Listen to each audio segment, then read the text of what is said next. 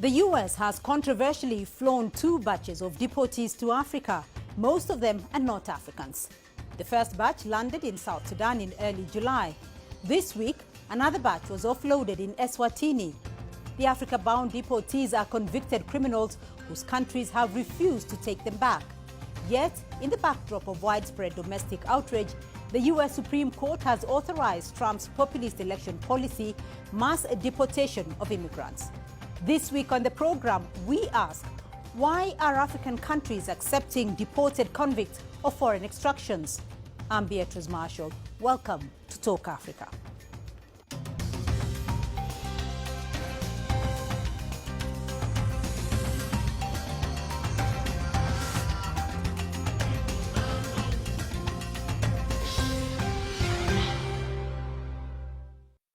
And joining me now to unpack the situation of undocumented immigrants in America and the legality of their deportation to Africa are, in studio here with me, Hassan Kanenje, Director of the Horn International Institute for Strategic Studies in Kampala in Uganda, David Monda, Professor of Political Science Department at City University of New York.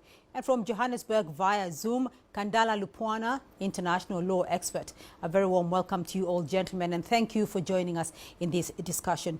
David in Kampala, let me start off with you, because U.S. authorities have deported largely non-African migrants to South Sudan and Eswatini in the ongoing crackdown on undocumented immigrants. First of all, paint for us a picture of what's going on in the U.S. regarding these deportations.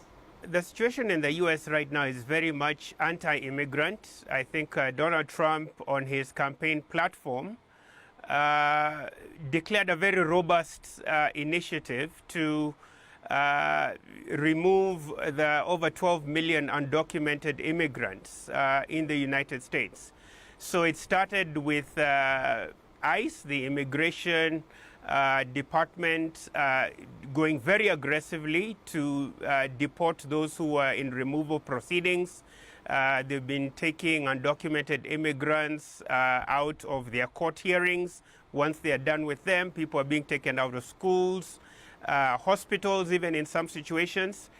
A couple months ago, we remember the situation where the U.S. Marines and the California National Guard were deployed in Los Angeles to physically remove thousands of immigrants. We also see the expedited process of removal of undocumented immigrants to countries which were not of their origin. So this is also another very complicated, challenging issue that not only violates the U.S. Constitution, but also international law and the conventions to which the U.S. is party to. So I think very broadly, not only at a domestic level within the states, but in an international context, Trump has been very aggressive and very anti-immigrant. How are U.S. authorities, though, going about tracking down the undocumented immigrants? And what happens to them after they are arrested?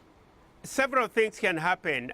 What the Trump administration has been targeting most specifically is undocumented immigrants, which means most of these are actually visa overstays, right? So 60 to 70% of the undocumented immigrants in the U.S. are people that came on short-term visas, but they overstayed those visas.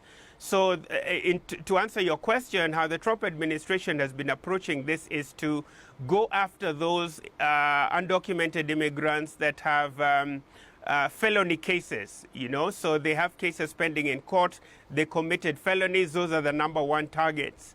And as I said, the ICE tactic has been, the immigration and customs enforcement tactic has been to go outside of courtrooms where they know these immigrants will be coming to have their cases heard, you know, in regards to their deportation status or their appeals for asylum. And immediately once the hearing is done, these individuals will be rounded up and put in detention facilities. And they'll be doing expedited processes to remove them from the country, which also, you know, denies them their legal due process rights, because they have a right to appeal their deportations. Right. And what the Trump administration is really trying to do is to short-circuit that, to expedite the process of their removal. So, Dr. Kanenje, I want to bring this to Africa for the moment. What are your thoughts, though, on the deportation of what we're seeing as criminals to the continent? Actually shocking, especially in the 21st century, that is akin to what the colonizers, dumped convicts, like for instance the British dumping convicts in Australia, and they did horrible things to the natives. This is not something that actually countries should be entertaining. But what is being seen as the United States striking a deal, or the Trump administration, these are not deals, because it's akin to dumping your trash in the neighbor's yard and then using blackmail as a strategy to achieve that.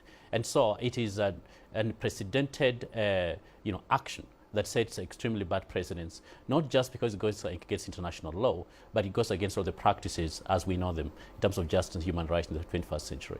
But we are only not looking at the U.S. reason here. The Trump administration has called the deportees the worst of the worst. But more importantly then, why are the African countries accepting them? We've seen 8 have been deported to South Sudan and another 5 to Eswatini. Why are the African countries accepting this? I think much of it has to do with leverage. There is no evidence that this thing is based on negotiations. It's extremely unpopular with African publics, and so countries are being literally blackmailed into actually accepting this. We remember South Sudan was very reluctant initially to accept immigrants who are not of the origin of South Sudanese, and as well as other countries. But because Washington has a lot of leverage for many, many years, both economic as well as security, they're using this, of course, to blackmail countries. But this is going to have domestic political implications for the governments in question, because this is an action. Not only does it violate international law, it's also extremely unpopular domestic audience of those countries that those people are being sent to. Right, Dr. Lupuana, let me rope you in here, though. I want to hear your thoughts on this and the reason that the Trump administration is giving for deporting migrants to third countries. So far, 2 of them are in Africa, South Sudan and Eswatini. Your thoughts?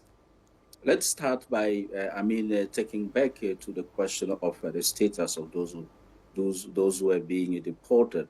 So that is the important starting point to look at first. What are their status? Are they refugees? Are they undocumented? Illegal immigrant? Or this is just, criminal being transplanted? I would like to use that word, being transplanted, as my colleague have said it, This is the practice that was used during colonization and is still being used today. So when we go back and looking at their status under international law, that is where actually we're going to make this distinction to find out which law or international law can be used or has been used by Trump administration to transplant or to deport this group of people. But anyway, let's say, for example, that these are refugees. Those who have, seeking asylum or refugee in the U.S., there is a protection under international law, and international law on the protection of a refugee is really clear that the principle is non-refoulement. And the exception, there might be some exception under international law. For example, those who have committed crime can be perhaps because of a national security reason being deported, but then forcibly deportation, that is where the issue is. That is where the issue is. So we cannot, for example, even under international law, try now to determine the kind of processes that has been used correctly by the Trump administration. Right. So, Dr. Kanenje, we're talking about what we've seen for countries like Eswatini and South Sudan, but other countries like Nigeria have refused to accede to the pressure and are pushing back against the idea. Why is that? There are a number of reasons. One, Nigeria is a very big country and they have a lot more leverage when it comes to this, one of the largest economies on the continent. And so their voice is also big. And so countries such as Washington, for instance, may have less leverage when it comes to that. But also, I think Nigeria realizes, because of the role it plays on the continent, to accept something like that is to literally, accept to be treated less as a sovereign.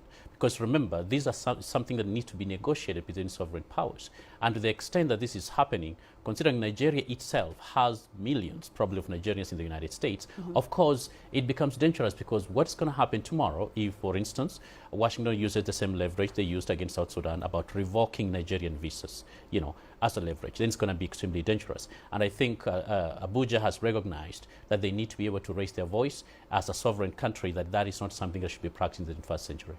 David, let me hear your thoughts here on exactly why the Trump administration is deporting migrants, particularly to third countries in Africa.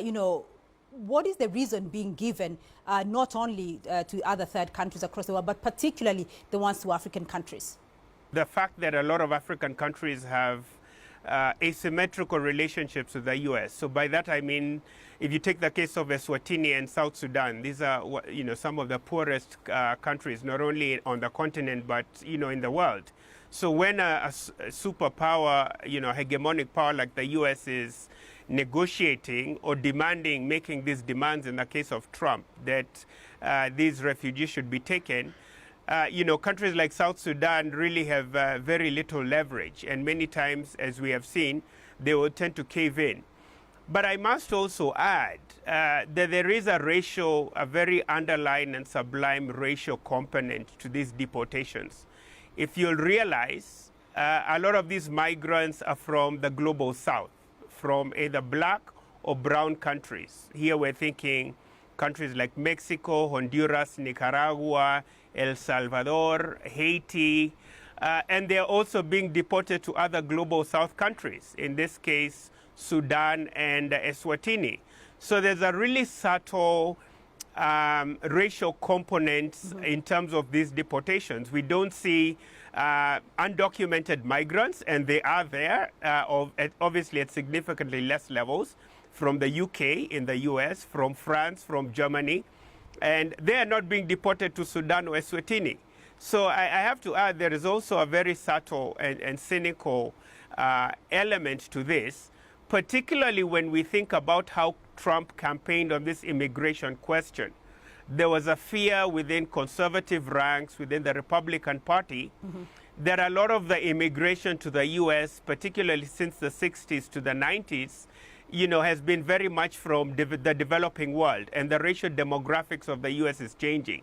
So in this dumping of undocumented immigrants back to their, to countries of the global south, right, it's almost like an effort to whiten, right, or re-whiten a population in the U.S., which by 2050 will be a majority minority country, meaning there'll be more brown or black people in the U.S. than white people. So we cannot talk about this, conversation without also, also addressing some of the very, very obvious, racist and racial components that go into some of these immigration policies from Washington.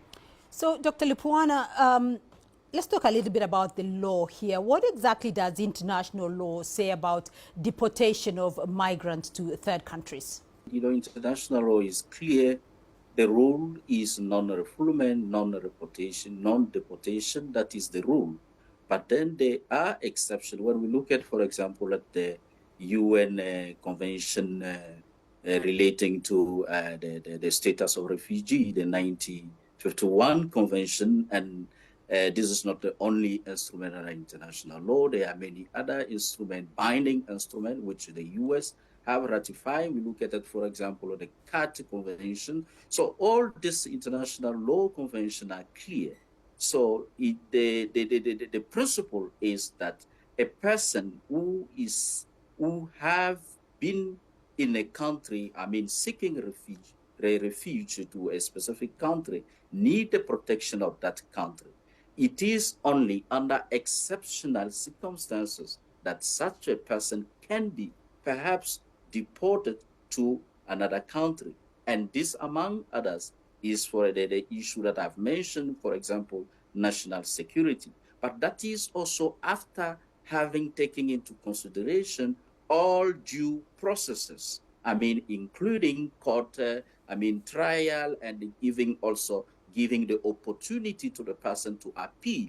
So what I'm trying to say here, if forcefully or forced deportation is not allowed under international law, because the international law, as it is when we look at it, for example, the convention that I've just mentioned here, the principle of non-discrimination, that is another point that we have also to look at into why a specific refugee or specific group of people need to be deported. Why only that? That also speak to the discrimination among the group of people or undocumented people who are in the U.S. or refugee people who are in the U.S. Dr. Kanenje, but this is not the first time, though, that some foreign powers have tried to deport migrants to African countries. Last year, the UK Supreme Court ruled that a similar plan by the United Kingdom, to deport rejected asylum seekers to Rwanda was deemed illegal, right? But the US is now deporting two African countries. Why was the UK plan deemed illegal by the UK Supreme Court, but the US has been allowed?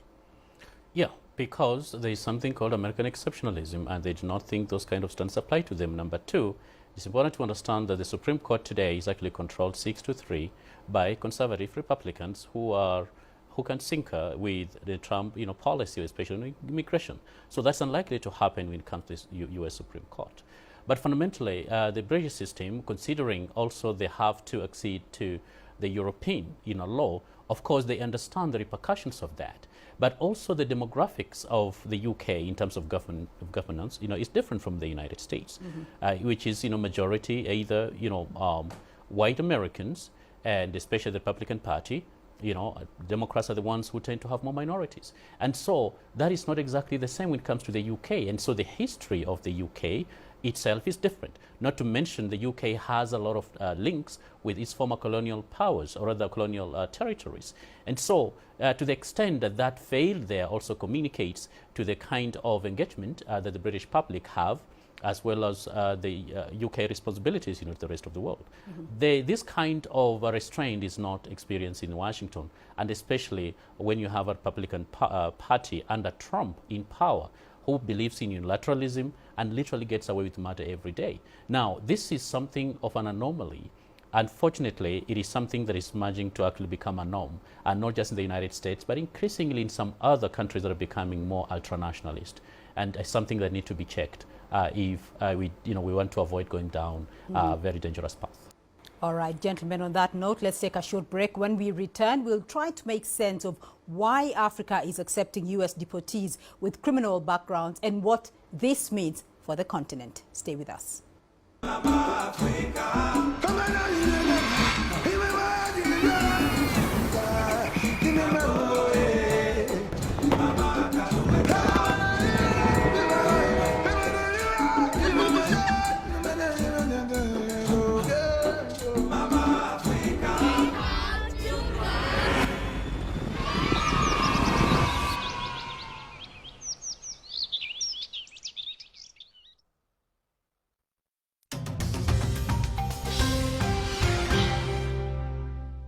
Welcome back to Talk Africa. Let's now continue with this discussion. Still with me, Hassan Kanenje, David Monda, and Kandala Lupuwama. Dr. Kanenje, let me go to you here first. Rwanda, Benin, Angola, Equatorial Guinea have been some of the countries, named in the media as potential recipient countries here. We do not know, though, what the deal breaking here, the deal making looks like. What is the deal making looking like? What is it that the U.S. is giving to these countries to allow them to get them to accept the deal? One, Trump is very transactional. And the leadership of the countries mentioned, they also seem to be a type of leadership that have been desperate for Western recognition, and especially American embrace, in part either because they have controversial systems back home, or they don't feel extremely stable, or they are so tied to American corporate interest, and therefore it's going to be in their interest to be able to survive, to strike those deals. However, this kind of transactionalism is not something that is sustainable. I think Washington will be best advised to be able to build longer term engagements that can actually allow for sustainability. Now, what we are seeing is to the extent that the continent is becoming a dumping ground of America's worst, not only do I echo the sentiment of my colleague, the highest form of racism, actually, but it demonstrates the continuity of extremely, perverted, apartheid kind of thinking when it comes to Africa, because we are not deporting these people even to their home countries, neither are we deporting them to Europe. Why should we not do that? And so I think it's a crisis of morality when it comes to African leadership, and especially those countries that are actually going to accept these immigrants. But we also understand that Washington, especially Trump, has a lot of leverage, in part because of the long years of engagement, economic, diplomatic and security that Washington still holds on the leadership of a number of these countries. One key thing that is common to all of them, they tend to be very small, with relatively smaller population and smaller economies, and therefore they're also very easy to beat around. As opposed, for instance, if they were dealing with Kenya, there's a lot more open, or Nigeria, or Egypt, or South Africa, I think the story will be different. And so they are being targeted in part because they are small, they are pliable, and they, in one way or another, they're dependent on the United States in greater levels that compared to perhaps other bigger, more advanced economies of the continent. Dr. Kanyenje, of course, African countries, we saw some outrage from Eswatini, human rights activists there asking questions. So what are the safety and legal concerns for these countries that the deportees are being taken to? Yeah, first of all, and I do agree, the principle of non-refoulement, you cannot, first of all, force somebody to a country they don't even come from, or where they don't even feel safe. Neither can you guarantee their safety in that space. But I think critically, you're looking at serious human rights violations, not just of those who are being deported, because remember, some of these people have been accused. Maybe they've not been proven, yet. But then the others could be, serious, criminals who are doing that. Now, there's a danger to the host country or the receiving country when it comes to something like that, and history bears it. But also then the president that sets, how much is enough? Today you are accepting 10. What if tomorrow they want 1,000? Remember, there are 12 million illegal immigrants in the United States. So where are they going to go?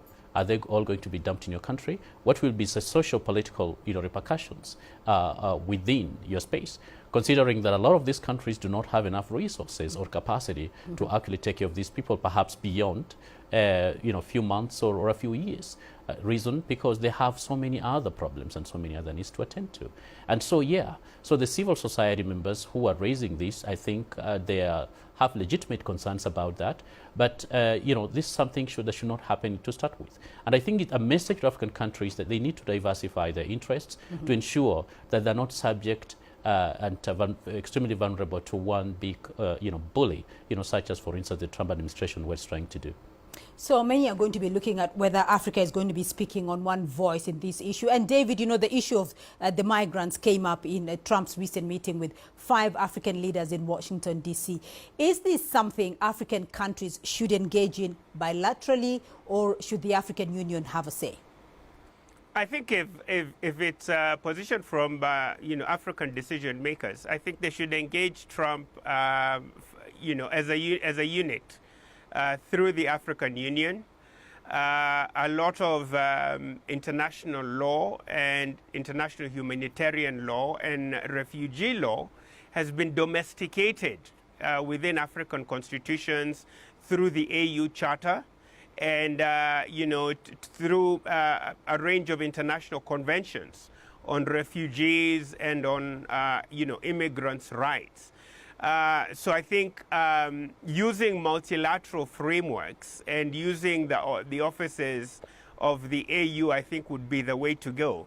However, the Trump administration is very cunning and skillful, not only in terms of relating to Africa, but as we see, even the European Union and other countries around the world. The trap here for a lot of African countries is a lot of these transactional deals that are bilateral are not transparent, they're not open, they usually tend to violate international law.